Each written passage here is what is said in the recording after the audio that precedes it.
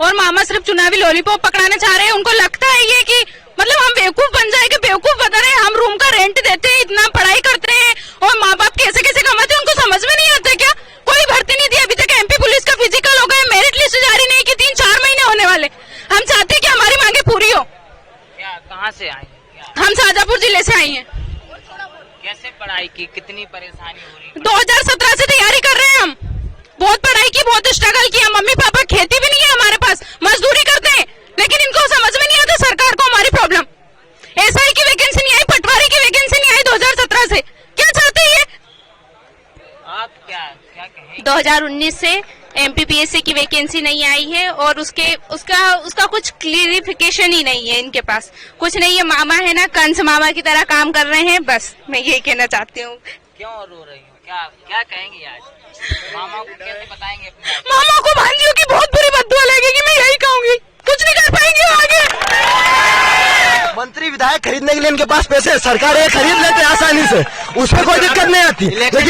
लेकिन भर्तियां देने में इनको दुख होता है। ये जो असंतोष दिख रहा है सिर्फ इसी भर्ती के लिए नहीं है, आगे वाला पूरा चाहिए हमें, पूरा एक मेमोरेंडम चाहिए पूरा। शायद मामा जी उनके पुराने दिन भूल गए। वो जब साइकिल से प्रचार करते थे, जाते थे, आज वो बुजुर्ग हो गए तो शायद वो भूल गए युवाओं की पीड़ा। क्योंकि उनको अब शायद रिटायरमेंट ले लेना चाहिए मेरे हिसाब से, क्योंकि वो भूल गए वो दिन कि वो साइकिल से जाते थे। आज वही युवा आज पैदल आ रहा है, वो इसलिए उनको अब रिटायरमेंट ले लेना चाहिए मेरे हिसाब से। मामा को हटाना है सर। नमस्कार, आप देख रहे हैं राजधानी समाचार। बात की जाए मध्य प्रदेश की राजधानी भोपाल की, ये सब मध्य प्रदेश के वो बेरोजगार युवा हैं लगातार जिनको सरकार द्वारा वादे मिले हैं, घोषणाएं मिली, लेकिन अभी तक रोजगार नहीं मिला, न भर्ती नहीं हुई है। बात करते हैं इनसे, क्या किस प्रकार से लगातार सत्याग्रह और घोषणा तो बहुत बुरी मध्य प्रदेश। 2017 से लगातार भर्ती का सिलसिला हुआ ही नहीं है, जबकि 2017 से गवर्नमेंट सत्ता में आई है बीजेपी।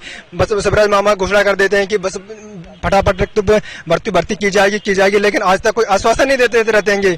कभी ये करो, कभी वो करो, लेकिन कभी आग्रह युवाओं को पूरा नहीं हुआ। युवा बिल्कुल आक्रोश है और बीजेपी से नाखुश है, खासकर शिवराज मामा से। आज तक बच्चों का शोषण होता ही आ रहा है और अभी तक हो ही रहा है। कब करेगी मांगे पूरा? और होता ही रहेगा। वोट नहीं देना है तो वोट बिल्कुल नहीं। एक मिनट। आज मध्य प्रदेश का शिक्षित युवा बेरोजगार सड़कों पर है और रोजगार कागजों पर है। मामा जी शिवराज जी मंत्रालय में है और महाराज महलों में है। तो हमारी मांग है कि शिक्षित युवा बेरोजगारों को रोजगार दिया जाए। एक उदाहरण के लिए शिक्षक भर्ती 10 वर्षों के बाद शुरू होती है।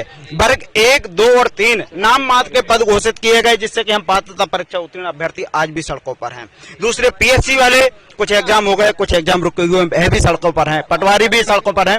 नाम मात्र के पद घोषित किए जाते हैं और जबकि घोषणाएं की जाती हैं 1 दिन में 1 लाख युवाओं को रोजगार दिया जाएगा और रोजगार के नाम पर भैंस पकड़ाई जा रही है, चीता लाए जा रहे हैं और जो डिग्रीधारी हैं वे सड़कों पर आंदोलन कर रहे हैं। ये मध्य प्रदेश की बदहाली है, मध्य प्रदेश की बदहाली है। क्या है घोषणा वादे सरकार कर रही है, कह रहा है युवा संतुष्ट मध्य प्रदेश से। कई बार कोई संतुष्ट नहीं है। कोई युवा संकल्प लेता है कि आने वाले विधानसभा चुनाव में युवा ये संकल्प लेता है कि इस भर्ती को शिवराज सरकार को उखाड़ करके फेंकेगी और जो इस भर्ती को पूरा करेगा युवाओं को रोजगार देगा। मुगालते में ना ले, ध्यान रख के मामा, मुगालते में ना ले। ये बात तो ये बेरोजगार युवा है आपकी आज के बाद बात सिर्फ इस भर्ती की। चुनाव नजदीक है, 2023 का है, उसके बाद 2024 का है। ऐसे ही युवा सड़कों पे उतरते रहे और आंदोलन करते रहे तो क्या मध्य प्रदेश की सरकार में क्या फिर से बदलाव आएगा?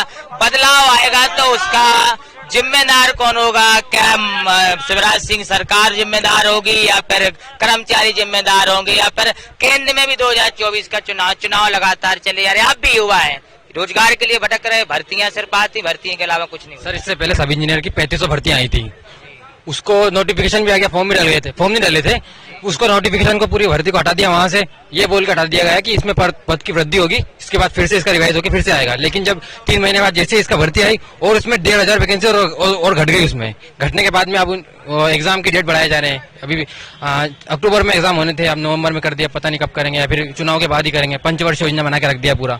2017 में आया था, अब आ रहा है, उसके बाद में शायद सीधे 2027 में आए, तो कंडीशन बहुत खराब है। तमाम युवा सड़कों पर हैं। कुछ वो संगठन की बात भी करें। क्या है आपकी पता, कहाँ से आए हैं? मैं ओबीसी महासभा की ओर से राष्ट्रीय कोर कमेटी सदस्य ओबीसी महेंद्र सिंह लोधी हूँ। इन जो बच्चे जो आज सड़कों पे जो घूम रहे हैं वो क्यों इसलिए घूम रहे हैं, सिर्फ और सिर्फ क्योंकि 3 लाख पद खाली होने के बाद भी मध्य प्रदेश के जो अपने आप को मामा कहते हैं और उनके जो भांजे भांजियां सड़कों पे घूम रही हैं। सोचने वाली बात है कि इनके माँ बाप ने कैसे पढ़ाया है, हम भी जानते हैं क्योंकि मैं ही पढ़ा हूँ।